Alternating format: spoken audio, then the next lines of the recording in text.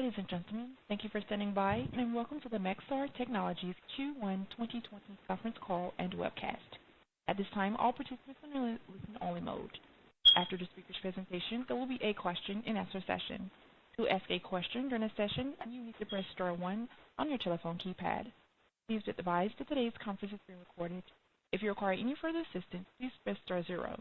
I will now turn it over to our host for today, Mr. Jason Gursky. You may begin. Great. Good afternoon, and thanks, operator. Welcome to Maxar's first quarter 2020 earnings conference call. I'm joined today by the company's Chief Executive Officer, Dan Jablonsky, and its Chief Financial Officer, Biggs Porter. Both are going to make some opening remarks, after which we're going to open up the line for your questions. We're shooting to wrap up the call in about an hour. Before we get started, I'd like to refer listeners to the accompanying slides for today's call, which can be found on the company's website, maxar.com, in the Investor Events and Presentations section of the site. Once there, please turn to slide 2, where I'd like to remind you that part of today's discussion, including responses to various questions, may contain forward-looking statements, which represent the company's estimates, future plans, objectives, and expected performance at today's date. These statements are based on current assumptions that the company believes are reasonable, but are subject to a wide range of uncertainties and risks that could lead actual results to differ materially from the forward-looking information. You referred to the advisory regarding forward-looking statements contained in our quarterly earnings release, the earnings call slide deck, and the company's most recent MD&A section found in our Form 10-Q, which is available online under the company's SEDAR profile at sedar.com, under the company's EDGAR profile at sec.gov, or on the company's website at maxar.com. Before we get started, I'd like to point out that, like the rest of you, Dan, Biggs, and I are conducting this call in a work-from-home posture. None of us have ever conducted an earnings call in this manner before, and as such, while we are confident that our IT systems will stay this course during this presentation, we'd like to ask that you remain patient with us if something does indeed go awry. We'll simply reconnect within a minute or two and carry on from where we left off. With that, I'd like to turn the discussion over to Dan. Dan, please go ahead. Thanks, Jason, and good afternoon, everyone. I appreciate you joining us for a review of our first quarter results and an update on the outlook for the company. Importantly, I hope this call finds you and your families safe and healthy. I'm going to start off with a few words about the current environment, which will be followed by highlights from the recent quarter, the progress we're making on our 2020 priorities, and a deeper dive on how we're driving the business forward in the face of the coronavirus pandemic. Biggs will then walk through the quarterly results and provide an update to our annual guidance. I'll then have some concluding remarks before we open the line for questions. To begin, the global community has been impacted by the dramatic effects of the COVID-19 crisis, and we are saddened by the loss of life and extensive disruption that has resulted from it. Maxar activated its standing pandemic crisis response plan in the first days of March to protect the health and safety of our team members, families, customers, and communities, while continuing to deliver the products and services needed by our partners to complete their critical missions. Our mitigation strategies have covered employee preparation and safety, travel, supply chain, virtual work solutions, facility protocols, and communications. I'm pleased to report that all Maxar locations are currently, and in the main have been, operational through a combination of work from home and limited personnel working on site. As defense, aerospace manufacturing, and communications are federal critical infrastructure sectors, Maxar has been exempt from shelter-in-place orders, allowing us to keep some of our critical workforce on site to maintain operations. I am encouraged by the tremendous efforts of the Maxar team members to continue delivering on essential services while minimizing risk to employees in our communities. We will keep moving forward, we will continue to learn and adapt, and we will become more resilient as a company and team. Now, before I move on to the highlights of the quarter, I want to spend a minute up front discussing the demand environment as we see it today. It remains resilient. Our Earth Intelligence customers continue to rely on us for important national security and commercial missions, and we've seen little to no impact on demand for our products and services in this segment. In space infrastructure, demand too has been little affected to date. In fact, we had a solid quarter of new orders in Q1, and that has continued into the second quarter as we have made announcements recently and today of new orders. I'll go into more details on the demand environment as we go through the presentation. Please turn to slide 3 for some highlights of the company's recent performance. As we disclosed on April 8th, we successfully completed the divestiture of MDA and with it the near-term reshaping of our balance sheet and business portfolio. Proceeds are being used to reduce debt levels, and Biggs will go into more details, but this marks a significant milestone in our journey to improve the company's capital structure and maturity schedule, and we believe it provides us increased flexibility, range, and focus to drive revenue, profit, and cash flow growth over the next several years. Moving now to quarterly performance. The Earth Intelligence business posted solid 7% year-over-year revenue growth as we successfully began offsetting lost WorldView 4 revenue in the second half of last year. This is a great outcome by the team, and we look forward to further success in the quarters and years ahead, particularly as Legion capacity comes online to help meet the solid customer demand we see.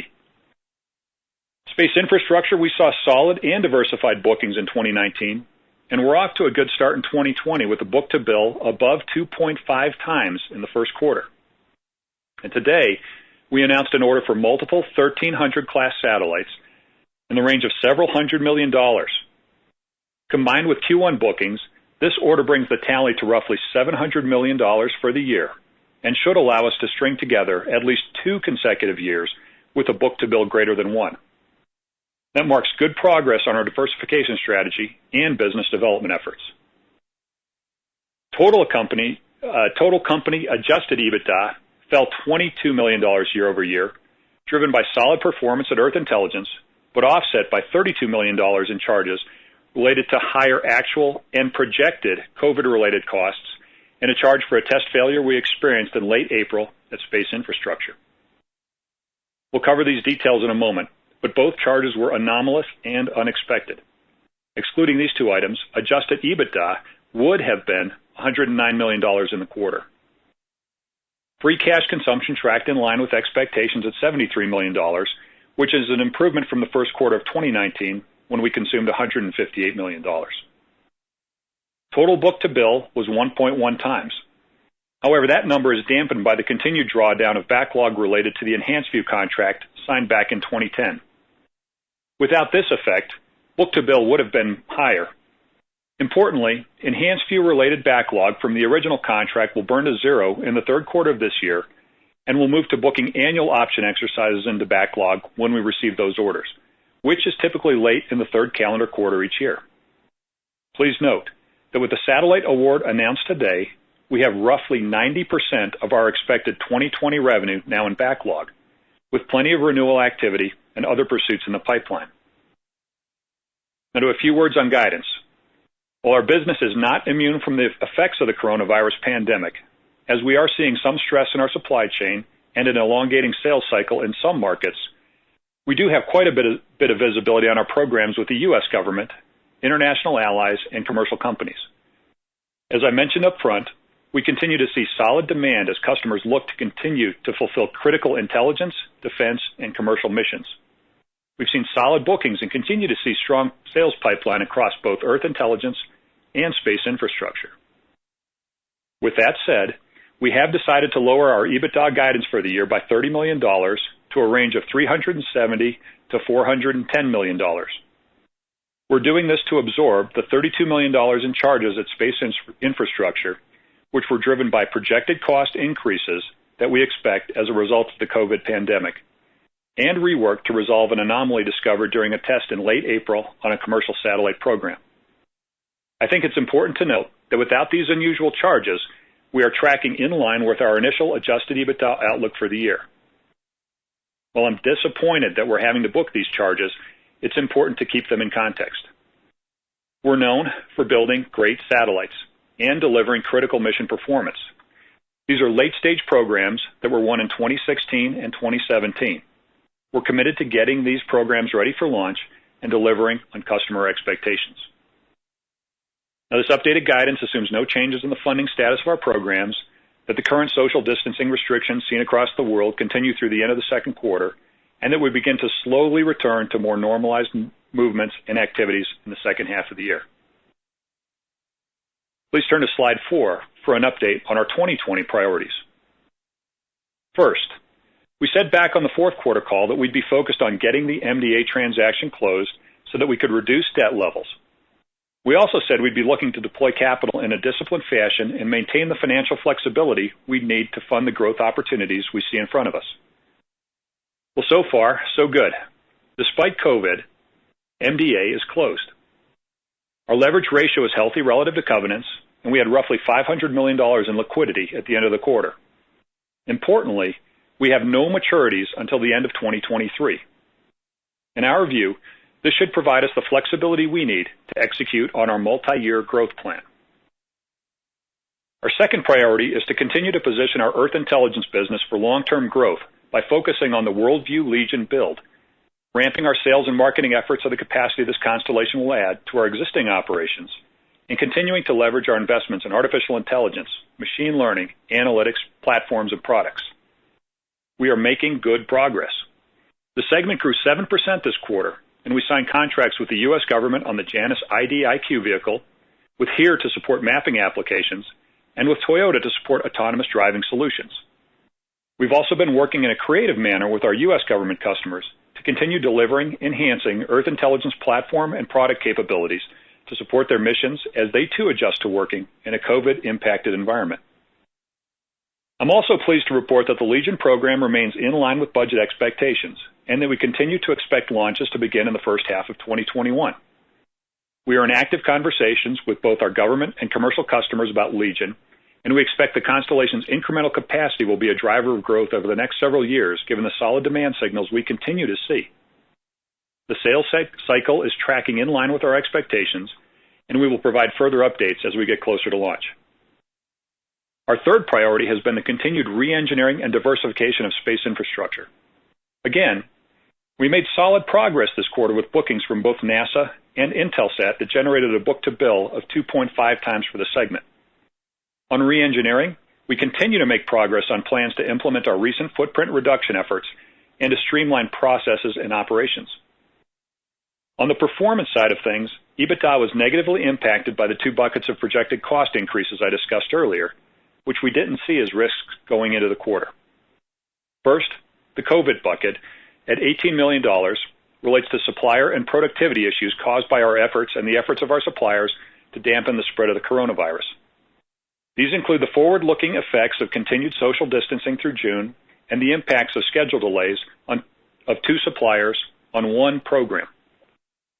The second bucket, of roughly $14 million, is related to rework we are going to need to do on a commercial customer program after discovering an undetected issue with a design that goes back over 2 years, but is just now surfacing in final testing. We both pride and differentiate ourselves on product quality, which entails a tremendous amount of testing before we ever launch a satellite. This has led to our 92-0 track record on orbit, and is one of the reasons our customers continue to come back to us time and again to build their satellites. We do these tests to find things that would have been a problem on orbit when it's too late to do rework. We are diligently coordinating with our customer to design a solution and believe we have adequately reserved for the costs of fixing the anomaly. There were other puts and takes in the quarter, but they were within what we saw as possible variances when we gave guidance. While I wish we would not have experienced these issues, I am encouraged by the recent bookings in the business and am confident that we have the right strategy in place to drive revenue and profit growth over time. I'd like now to turn to slide 5 for a discussion of the things we are doing to move our business forward during the COVID-19 pandemic. As I mentioned earlier, we activated our standing pandemic crisis response plan early on to protect the health and safety of our team members, families, customers, and communities. This has included a work-from-home posture for many of our employees and comprehensive worker safety measures where our colleagues continue to work from a company facility given our designation as an essential business. We've also sent force majeure notices to several customers to protect our legal rights in the event the pandemic leads to program delays. From a financial perspective, we postponed merit pay increases, restricted travel and events, and provided stipends for technology that will enable greater productivity while we are in the work-from-home posture. And finally, we have been supporting our customers, NGOs, and the media with our geospatial data as these constituents seek to better understand and track both the pandemic and its effects. From a risk perspective, we have identified 4 primary areas of concern and corresponding mitigation strategies. In space infrastructure, we are closely watching the supply chain for delays and non-performance, while also continuing to look for additional sources of materials and assessing if there are opportunities to make the parts we need versus buying them. We are also focused on the utilization and productivity of our facilities and workforce, and we have deployed comprehensive worker safety protocols, including social distancing, temperature checks, deep cleaning, and isolation strategies for essential personnel working at our sites. For those working from home, as I mentioned earlier, we have provided stipends to procure productivity-enhancing technology. At this point, I am pleased to say that while we are not running at 100% utilization and productivity, we are operating at levels that are efficiently supporting our customers and that should support our financial objectives for the year. Obviously, it's possible the environment will evolve over time, but that's the way we see things today. Turning now to Earth Intelligence. Longer sales cycles are possible in the current environment, as is an inability of some customers to work from facilities that enable the use of our products and services. To help offset this, we are focused on addressing the most critical needs of our customers and are providing them with product flexibility where appropriate. For example, in one case, we have a customer that is having a difficult time consistently getting to its operations center to use a direct access facility. As such, we are offering a shift to our Rapid Access program, which utilizes a virtual construct to task our satellite constellation. We are also thoroughly assessing our pipeline for opportunities to bring sales forward where there is an immediate customer need, as well as for risks of revenue getting pushed to the right. Additionally, we have identified workforce productivity and our ability to fulfill U.S. government contracts as risks, given that access to needed facilities has become strained with current social distancing restrictions. To mitigate these potential impacts, we have implemented comprehensive worker safety measures, are increasingly relying on work-from-home postures, and are having employees shift work locations to company-owned, secured environments when appropriate. Finally, we are closely monitoring the CARES Act and customer directives. In some cases, the government may be positioned to help offset the underutilization of our workforce to assure future capabilities. Please turn to slide 6. Now, before I hand the call over to Biggs for a discussion of our first quarter financials and more details on our outlook, I'd like to remind investors of our revenue sources in order to facilitate a better understanding of the visibility in our business. To start, we derive revenue from data analytics, and space infrastructure, which includes both hardware and services. Our data business represents roughly 31% of total revenues and serves both domestic and international governments, as well as commercial customers. The data is geospatial in nature and is generated from our industry-leading constellation. Importantly, customers engage with us largely through recurring, multi-year contracts, which affords quite a bit of visibility. Our data analytics and platform business represents roughly 29% of revenues, and it too serves both domestic and international governments as well as commercial customers. Here we are extracting insight from large geospatial data sets using machine learning and AI tools, and we are preparing those data sets for easy manipulation on various platforms that can be accessed remotely by hundreds of thousands of users worldwide. Like the data generation business, our customers engage with us largely through recurring, multi-year contracts. In recent years, our data and data analytics revenue streams have driven most, if not all, of the company's adjusted EBITDA. And finally, space infrastructure, where we provide communications and Earth observation satellites, space exploration spacecraft, robotics, and other space hardware across both commercial and government customers. This represents roughly 40% of our revenues, which are typically derived from multi-year contracts for the construction of space hardware and follow-on servicing and support once on orbit. To be certain, we do not have perfect visibility, and there are always unknown unknowns out there, but our current set of revenue streams are derived from some of the most demanding customers in the world, who rely on our products and services for critical missions. That affords us some level of comfort on the outlook for our business over the year, medium, and longer term, even if the world looks a bit less certain given today's pandemic. With that, I'd like to hand the call over to Biggs for a discussion of this quarter's financials. Thanks, Dan. Before we begin to discuss the results for the quarter, I want to expand on the NDA sale, the COVID-19 impacts, and the resolution of the Ukrainian customer arbitration we disclosed back in April. First, as Dan mentioned, We closed the MDA transaction on April 8, 2020 for roughly Canadian $1 billion, which generated $729 million after purchase price adjustments. We expect net proceeds available for debt reduction to be $680 million after the payment of closing costs and reserves associated with the transaction. We've already begun to redeem debt, starting with the revolver and Term Loan B. Prior to the close, we entered into a deal contingent foreign currency hedge for 50% of the Canadian dollar denominated sales price to protect ourselves against foreign currency fluctuation risks, which did have a favorable impact to net proceeds received in the transaction. Importantly, the actions we completed in the last 6 months have allowed us to reduce our net debt by roughly $1 billion and improve our leverage ratio. These actions will also help us increase our flexibility and allow us to focus on our operations and growth over the next several years. Our nearest significant maturity isn't until late 2023, and we currently have roughly $500 million in available liquidity at the end of the quarter. To touch right up front on COVID-19, there was approximately $1 million of cost incurred in March associated with our momentary shutdown and transition back to work with critical personnel. We project continuing cost influences due to COVID resulting from social distancing and multiple shifts through June. The greatest amount of the projected cost increase is from our assessment of the likely future cost increases associated with suppliers, with a focus on 2 that we believe are most at risk of having a significant impact on us. These costs go out through the remainder of the year. This resulted in projected estimated at complete profit reductions of $21 million.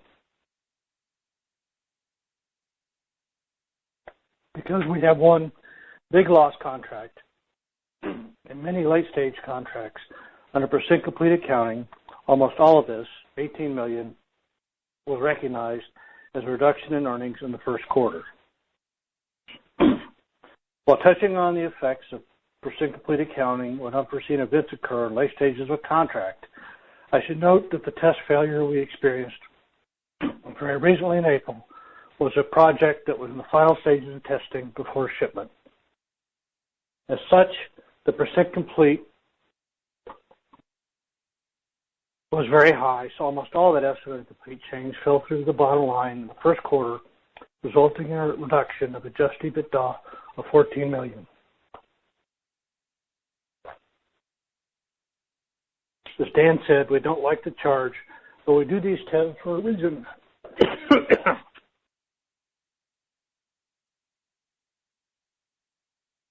Excuse me. The allergies are getting to me. I'm sorry. It is rare to have this kind of issue at this stage.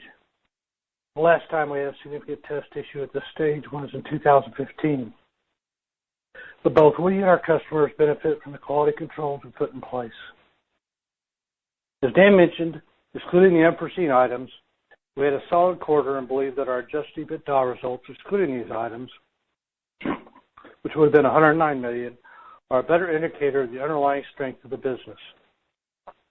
We can't say we were done with COVID, and we didn't assume that, and we can't say we will never have another significant test failure, but we have looked forward in time to capture our best estimate of the effects as we see them and booked that in the first quarter. Even though we did our best read, we are in territory the company and the economy have not experienced and therefore cannot fully predict what will happen and how that will affect us. In particular on COVID, in addition to the impacts from suppliers, there could be significant consequences should we have an absence of critical employees for a period of time. We obviously will watch these risks carefully going forward and will adjust when warranted. Our operating posture has been largely positioned around having our employees who are not critical to on-site effort work from home, which represents most of our workforce. For those that work on site, we distribute them physically and are running multiple shifts. While this is effective, it is slightly less efficient. As I said, we currently forecast continuation of this environment at least through the end of the second quarter. These factors among others, may lead to longer sales and production cycles as employees and customers manage working remotely and are caring for family members. On a totally separate front, on March 31, an arbitral tribunal issued a final decision in favor of the company related to claims asserted against it by a Ukrainian customer, dismissing the claims in their entirety, as well as awarding its costs and attorney's fees. We recorded a reserve of $60 million related to this case in our financial statements previously filed with the SEC. As a result of the positive outcome in arbitration, we recorded a gain in legal settlement of $39 million during the quarter as we released certain liabilities related to the case. This impact flows through income from discontinued operations, net of tax, and our financial statements. The amount of the $60 million we did not release is associated primarily with trade payables. Please turn to slide 7, where we present year-over-year comparisons for Q1 results. Total company revenues declined 12% year-over-year in the quarter due to a decline in the Space Infrastructure segment, partially offset by growth in Earth Intelligence. While Space Infrastructure continues to feel the effects of lower Geo Contract orders in preceding years and the revenue effect of EAC growth, given the charges in this quarter, we did see solid diversified bookings in Q1.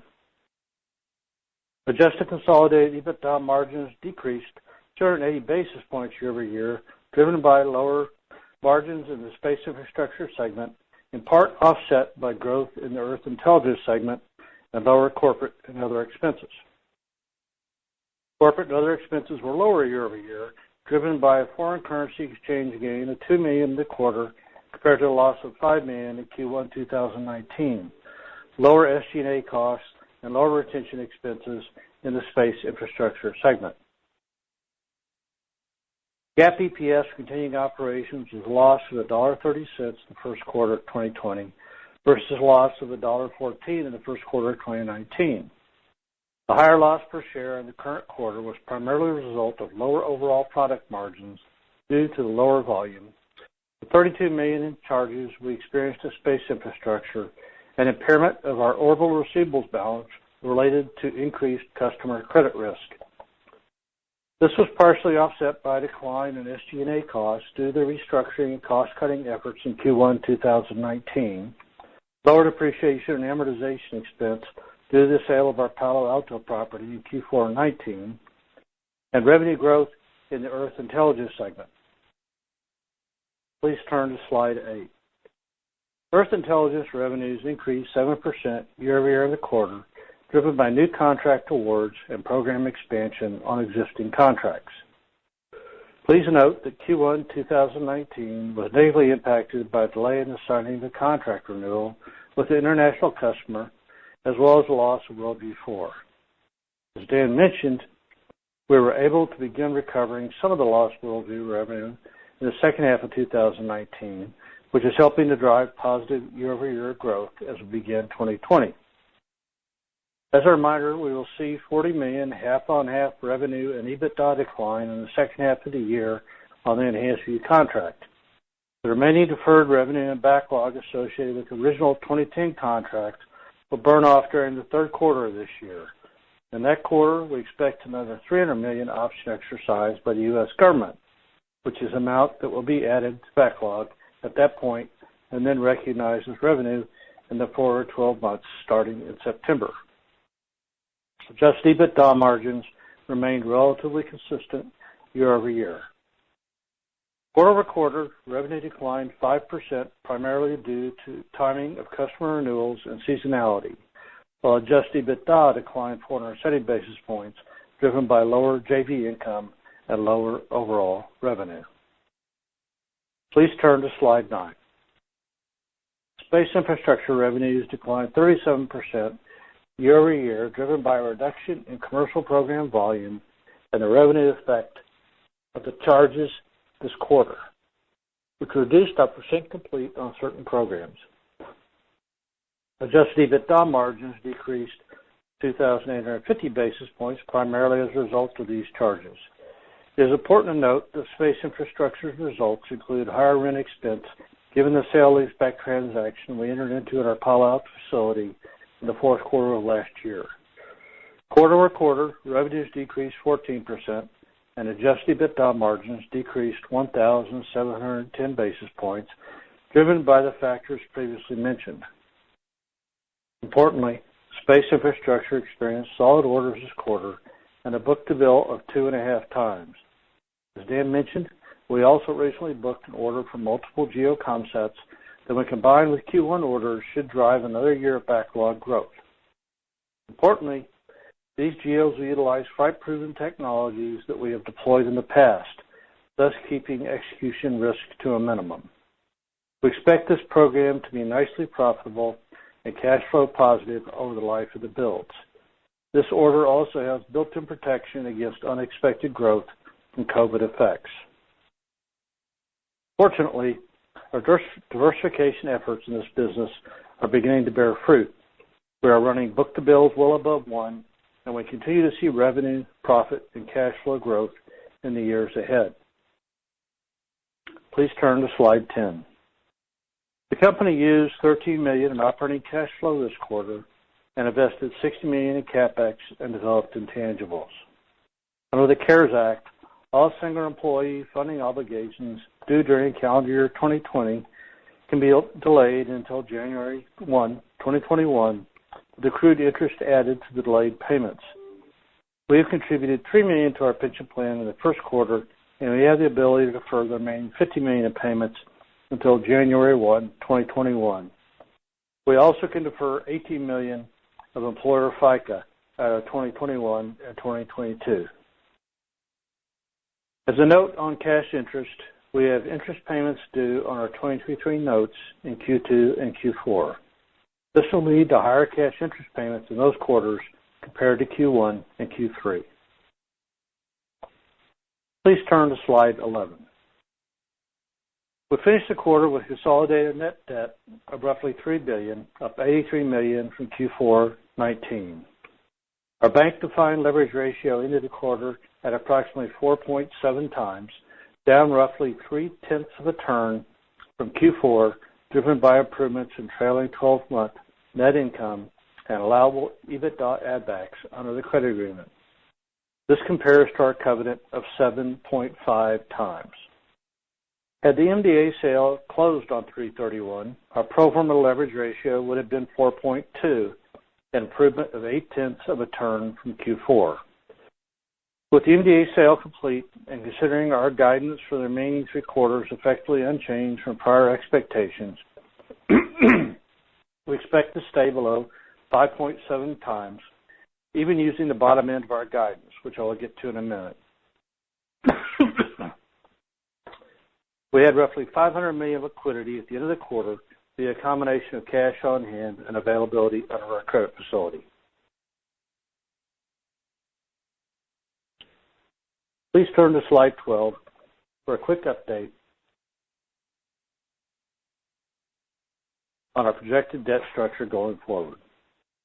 As mentioned earlier, we closed the MDA transaction April 8th. This completes the largest piece of our strategy to reduce debt levels and better align our maturity schedule with future cash flow streams. As a reminder, we completed a sale leaseback of our Palo Alto facilities and refinanced our near-term maturities during the fourth quarter of last year. At this point, we have no major maturities due until the end of 2023.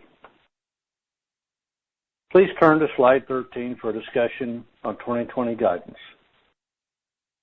As Dan mentioned, we are lowering our adjusted EBITDA $30 million to a range of $370 million to $410 million to reflect the projected impacts from our COVID-19 operating posture and charges related to the recent test of a commercial satellite in Space Infrastructure. The $30 million is roughly equivalent to the amount of charges we took in Q1 for these projected costs. We're also lowering projected interest expense to account for the earlier than expected closing of the MDA transaction. All other elements of guidance remain substantially unchanged. On cash, we benefit from improved interest expense with the deferrals available to us under the CARES Act, but we'll see some negative pressure associated with $32 million of charges we recorded in the first quarter and the timing of customer receipts given the schedule delays that underlie the charges we took. We're not changing our cash guidance range, but I would say we are trending toward the middle to lower half of the range. We have made reasonable assumptions based on our assessment of suppliers and our pandemic procedures, but it's important to note that this outlook assumes that funding for our current programs and contracts remains unchanged, that the current social distancing restrictions we have implemented continue through the end of the second quarter, and that we don't experience a plant line shutdown or have unforeseen significant supplier issues other than the two significant supplier issues we adjusted for. Please note that the midpoint of our adjusted EBITDA guidance at $390 million works out to $313 million to go this year, or a bit over the $104 million per quarter range on average. This is not quarterly guidance, and I remind listeners of the $40 million half-on-half revenue and EBITDA headwind we'll see in the second half of the year as the original enhanced view deferred backlog burdens off. But I bring it up to better demonstrate the current quarterly earnings power we see in the business, given the visibility that Dan and I have discussed today. And again, Q1 would have been $109 million of EBITDA, but for the two charges related to COVID and the late stage test. So to summarize my comments, first, the closing of the MDA transaction completes our immediate strategy to improve our company's balance sheet and maturity schedule. Second, we continue to position the company for revenue, profit, and cash flow growth over the medium and longer term, as evidenced by recent bookings, re-engineering efforts, and investments in programs like Worldview Legion. Third, while we are not immune to the devastating effects of COVID-19, we've identified risks and appropriate mitigation strategies, and we believe and we benefit from having multi-year contracts with customers to provide mission-critical solutions. With that, I'd like to now turn the conversation back to Dan, who will offer some concluding comments before we do Q&A. Dan?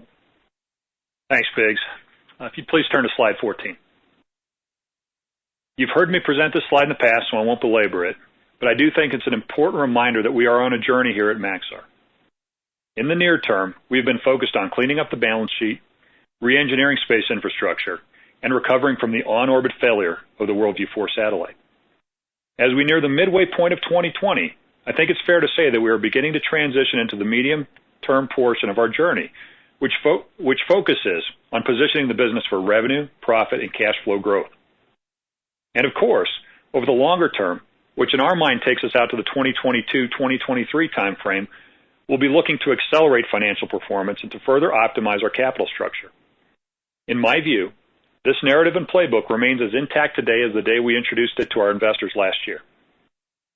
This leads me to a few comments on the long-term guidance we introduced for EBITDA and free cash flow on our fourth quarter earnings call back in March.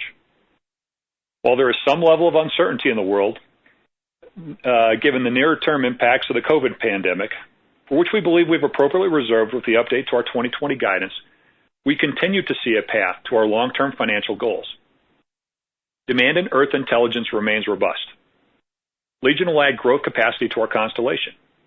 We continue to invest in AI and machine learning. And in space infrastructure, our diversification efforts continue to gain traction, as evidenced by recent NASA wins. Bookings to date, including the multi-satellite order announced today, give us runway to string together at least 2 consecutive years of backlog growth. And we continue our re-engineering initiatives, albeit on a measured basis, as many of us currently work from home. All this should drive revenue, profit, and cash flow growth over the next several years and has us confidently reaffirming our longer-term financial objectives at this time. I'd like to wrap things up by saying that our thoughts are with all those who have been personally impacted by the tragic loss of life caused by the coronavirus, and that we recognize that everyone on this call is both adapting to and struggling with our current reality. Our thoughts are with you too. I'd like to say a special and most sincere thank you to my fellow team members here at Maxar. Your resolve and commitment to your colleagues, customers, and communities during this pandemic have been a source of inspiration to me, and I am absolutely convinced that we will be a better team and company in the coming years as a result of your efforts during this sensitive time. With that, I'd like to turn the call back over to Jason for Q&A. Great. Thanks, Dan. Operator, I'm going to ask you to let the audience know how to queue up for questions. And I just want to ask those that are on the line and planning to ask a question that you limit yourself to one question and a follow-up. And if you've got more, we're happy to have you get back in the queue so that we leave enough time for everybody else. Operator, can you remind callers how to queue up and begin the process? At this time, I'd like to remind everyone, if you'd like to ask a question, please press star 1 on your telephone keypad. Again, it is star 1. We'll pause for just a moment to compile the Kenny roster. Your first question comes from the line of Robert Spingarn with Credit Suisse. Good afternoon. Hey, I wanted to ask, hey Dan Biggs, I wanted to just ask about the cadence of revenues in space infrastructure as we go forward this year, between the charge, but the fact that I think you said you'd be roughly flat this year. You've got these new bookings. So do those contribute this year, or do they essentially, I know you wouldn't want to, use the word guarantee, but do they drive growth next year? How do we think about the rest of this year and into next year from a revenue cadence on space infrastructure with your new bookings? Sure, Biggs. Dan, go ahead if you want. Well, no, I was just going to say they definitely contribute this year, and we're excited about the bookings, but I think it'd be better for Biggs to explain exactly how that revenue flows through. Yeah, sorry. Yes, we do expect growing revenues over the course of the year, even if of course, first quarter was light on revenues because of the charges we took and effect on revenues, but even if you normalize for that, we'd expect the revenues to be growing gradually over the course of the year, reflecting the strength of the new business we brought in and putting us on a good trajectory going into next year. It's a little early to guide for 2021, but we should have ourselves well positioned coming out of this quarter and out of this year. And Biggs, just given all the puts and takes with COVID and the timing on various programs, when I know you've given longer term guidance, but can we get some sense of when free cash flow inflects positive? Sure. Obviously we have given the long-term guidance, and I think that's the most important number out there because 22 and 23, once the Legion program is complete and we get the benefits from it and have the full effect of everything we've done on space infrastructure, that is going to be the period of time where we expect significant positive free cash flow. Next year, once again, it's early to give guidance. I would say that it is certainly going to be a better year in terms of free cash flow. Is it free cash flow positive or not? I think it's a little early to say, given all the moving parts coming out of this year. And to put a pin on that, I would say there's, of course, some deferral of spend out of this year, but we also have some deferral of receipts out of this year because of the schedule delays driven by COVID. We have the new business at play. We still have some more new business opportunities to come in. So it's a little early to say exactly what we expect in 21, other than the fact that we expect it to be better, and whether or not it'll be positive or slightly negative. But we certainly will be driving towards making it positive if we can. Okay. Thank you very much.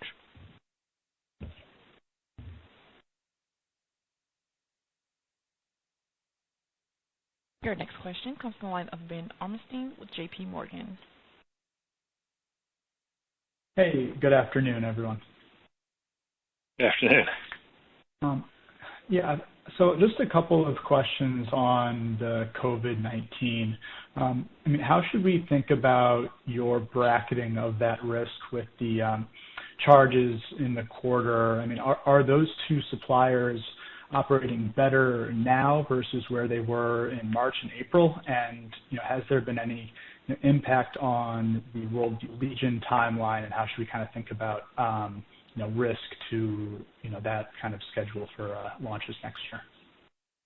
Yeah, why don't I take the sort of the business aspects of it, and then if Biggs would like to follow up with any financial implications or otherwise, would be great. On the suppliers, just like everybody else, it's been in any type of manufacturing, they have had some impacts, both from a productivity level and getting as many people into the facilities as they need to. So that's caused some schedule delays, which has caused the cost increases for us. They are migrating back towards work. Some of them, one of them only had a temporary delay in how long they were in their facility, but they're both migrating back towards work and are giving more assurances about what the schedule looks like going forward. So that helps us sort of think about the outer bounds of this. And we're,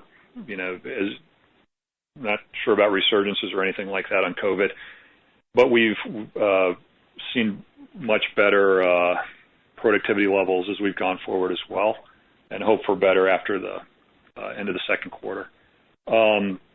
We are not forecasting any substantial types of delays to the Legion program. We're still confidently predicting a first half launch to start that satellite program off. We've been monitoring that supply chain very closely. One of our critical vendors there is everyone on this call knows, is Raytheon, and they are continuing to work apace as well. We're all getting our heads around more social distancing, different types of shifts, temperature checks as we go into facilities and those kinds of things. But in the main, work has continued to progress, and we're still looking forward to a first half launch on the Legion program. Biggs, did you have anything to follow up on that? Sure, I can add in a little bit in terms of financial impacts.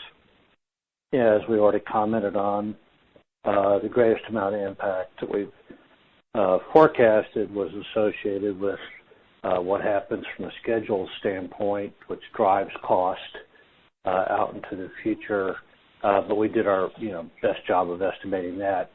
If you want to think of it in terms of what's the inefficiency driven by COVID otherwise, we were initially a little more disrupted. We actually closed the facilities in Palo Alto for a couple of days before we had people come back in, and then we transitioned to multiple shifts in order to be able to have the social distancing we needed to protect people and our programs overall. And that runs basically, the inefficiency associated with that has run at about $1 million a week, to give you an idea of what we included, projected out into the future, as we stated in our assumptions for how those costs might affect us in the future from a labor standpoint, aside from the supplier costs. It's really hard to predict supplier costs, but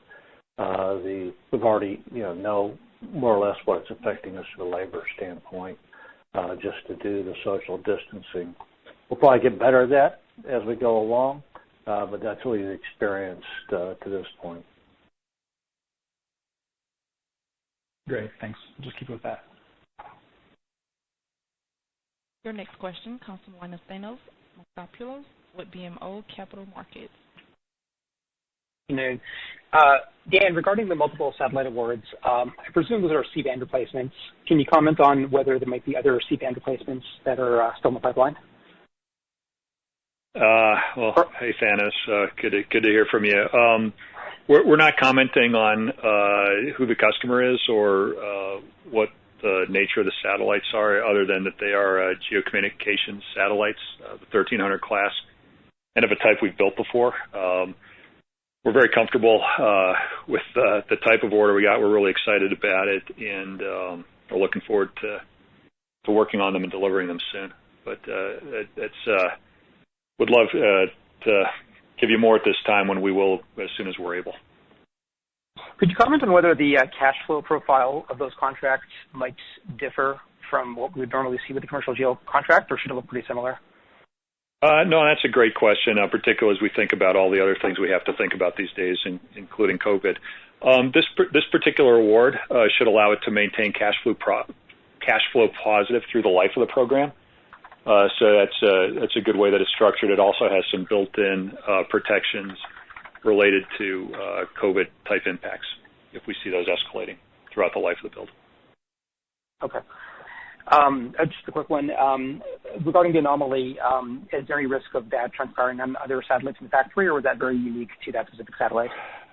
That's a great question. It is unique to this particular satellite program and design. We don't see or expect or have any belief that it would cause any impact to any other programs. Great. I'll pass the line. Thanks. Thanks a lot. As I commented too, the last time we had a late-stage test failure like this was 2015, so it's rare for that from that perspective as well. Great. Your next question comes from the line of Stephanie Price with CIBC. Good afternoon. Dan, I believe you mentioned that 90% of your 2020 revenue guidance is in backlog at this point. Can you talk about whether you think all of that's going to convert in 2020 and what the puts and takes there are, how we should think about that conversion? Sure. Well, we wouldn't have kept the guidance there if we didn't think what we needed to was going to convert this year. So we're pretty confident in that aspect of it. I don't know, Biggs, do you want to give any more on the conversion ratio of that? I guess before Biggs does that, though, I just would say that the backlog number is very strong. We also continue to have good pipeline prospects as well. Demand signals continue to be very good on both sides of the business, the Earth intelligence side and the space infrastructure side. I don't know, Biggs, do you want to say anything about the conversion rate or anything? The book-to-bill is running greater than 1, so we feel really good about the fact that we're building backlog. The commentary was it gives us, 90% visibility to this year. It also gives us visibility at a higher level than normal going into next year because as we look at these new awards in space infrastructure, there'll be some revenue impact this year, but it carries over more into next year in terms of when the real burn starts. So not putting percentages on next year relative to this year, but we feel really good about where we are this year and what it's positioning us for going forward with the high book-to-bill that we have.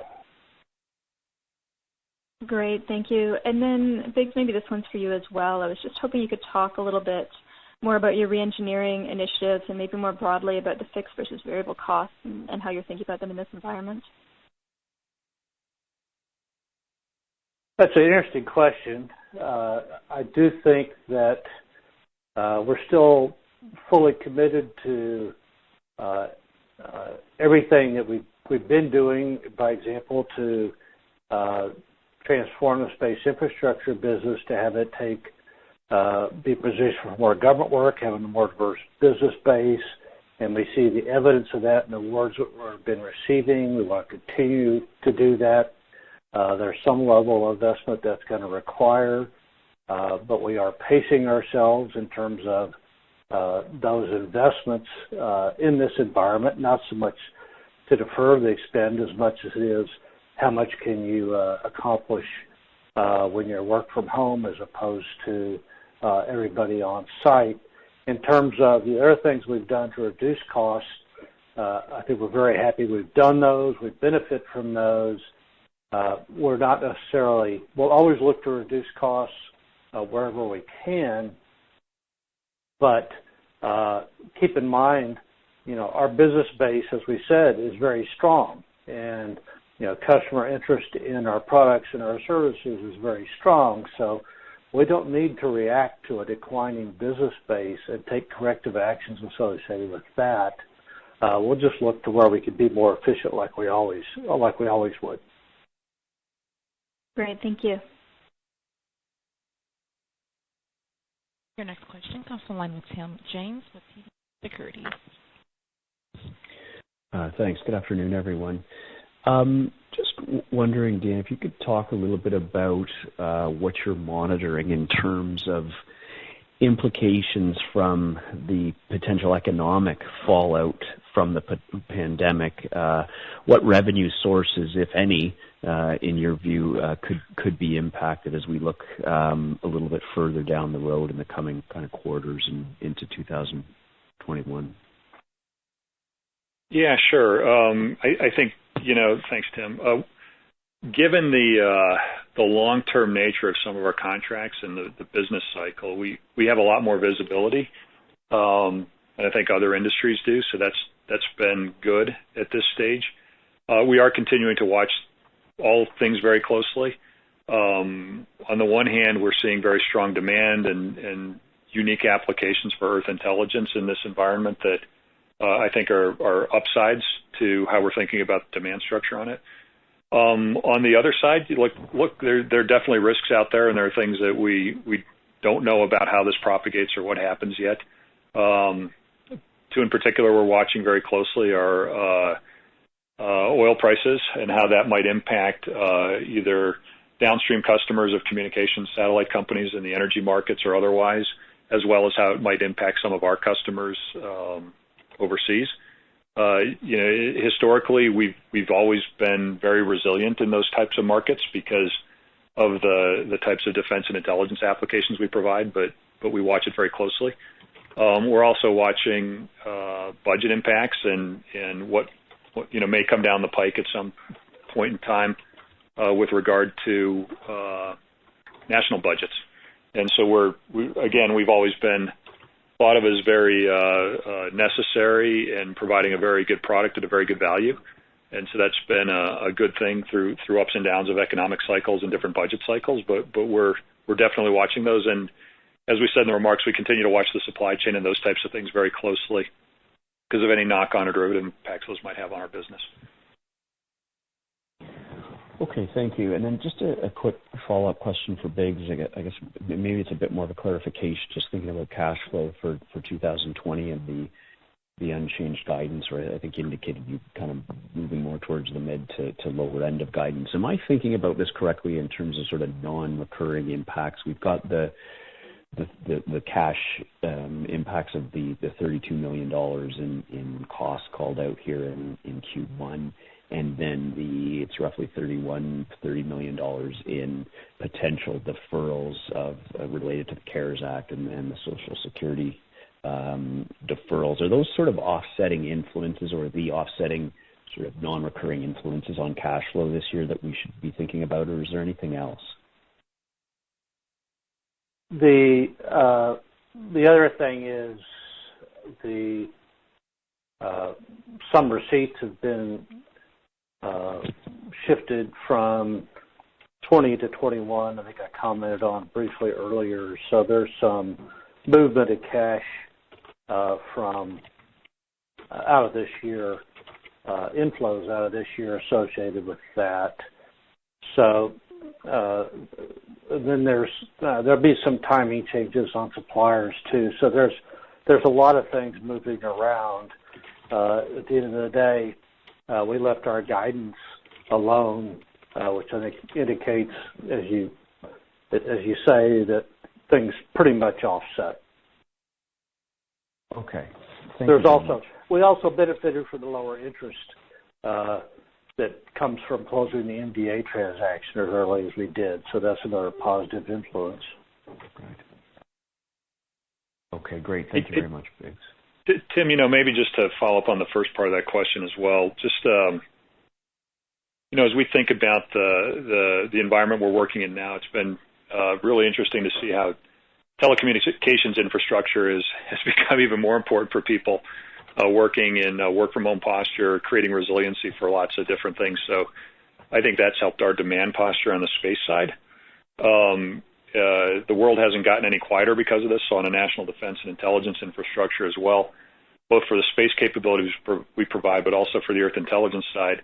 We haven't skipped a beat so far. We're continuing to deliver on critical mission for the warfighter and for the intelligence agencies, and that's been, I think, really positive for how we're thought of in the business.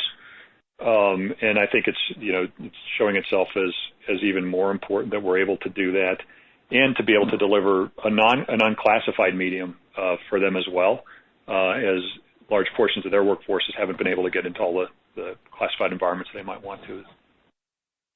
Okay, yeah, Just no, that's kind of that's good on the helpful. demand side, yeah.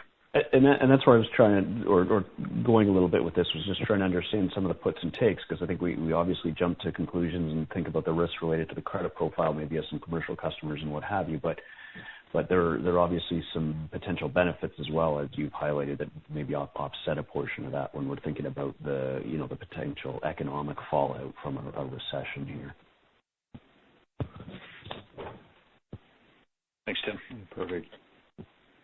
Operator, I think we've exhausted the people in the queue, and we're also serendipitously right here at the top of the hour, and we were trying to get this done in an hour. So I think